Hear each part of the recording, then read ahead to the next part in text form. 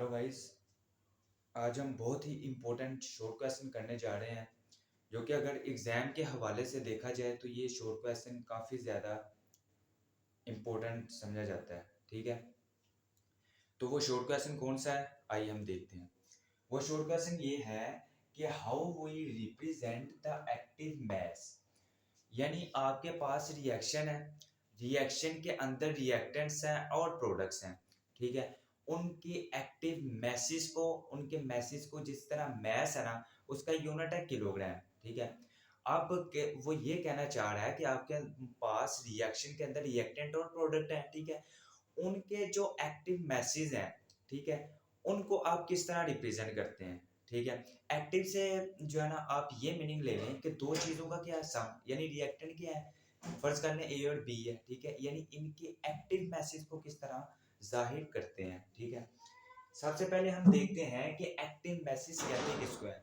तो active masses से मुराद it's mean the molar concentration of any reactant और the product, it's also called the active message. यानी molar concentration से क्या मुराद, यानी कि कितने ज्यादा रिएक्टेंट ने और रिएक्टेंट ने कितने ज्यादा जो है ना वो मोल रिएक्ट किया है और कितने ज्यादा मोल जो है ना प्रोडक्ट प्रोड्यूस किए हैं। ठीक है, अभी हम एग्जांपल के जरिए देखते हैं। फर्ज कर लें, अभी हम यूनिट देखते हैं, इसके यूनिट होते हैं मोल पर डेसीमीटर क्यूब, क्योंकि इसके अंदर हम मोलर के यूनिट क्या है, मोल। ठीक है, इसके यूनिट क्या है, मोल। ठीक है, इसके यूनिट क्या है, डेसीमीटर पर क्यूब। ठीक है, ये इसके यूनिट है आगे और ये इसके यूनिट, तो लिहाजा हमने इसके यूनिट क्या लिख लिए, मोल पर डेसीमीटर क्यूब।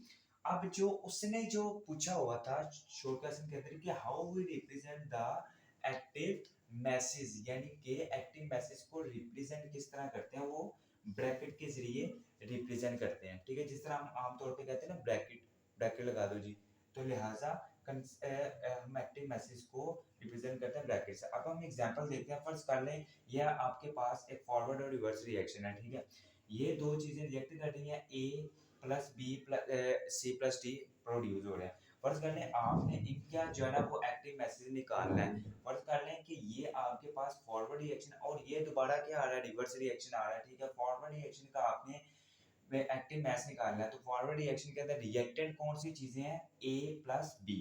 तो लिहाजा जब हम इनका एक्टिव मैस निकालेंगे तो हम रिएक्टेंट को ए और बी को किसके अंदर लिख देंगे, ब्रैकेट के अंदर लिख देंगे। ठीक है, यानी जो चीजें आपके पास रिएक्ट कर रही हैं उनको ब्रैकेट में लिख दिया जाए, ब्रैकेट में लिख दिया जाए, तो ये क्या चीजें शो करेंगी, कंसंट्रेशन को शो करेंगी। ठीक है, कंसंट्रेशन को शो करेंगी, तो इसका मतलब वो किसको शो कर रही है, एक्टिव मैस को शो कर रही है। यानी एक्टिव मैस से बड़ा मोलर कंसंट्रेशन है। तो लिहाजा ये हमारे पास शॉर्ट क्वेश्चन है।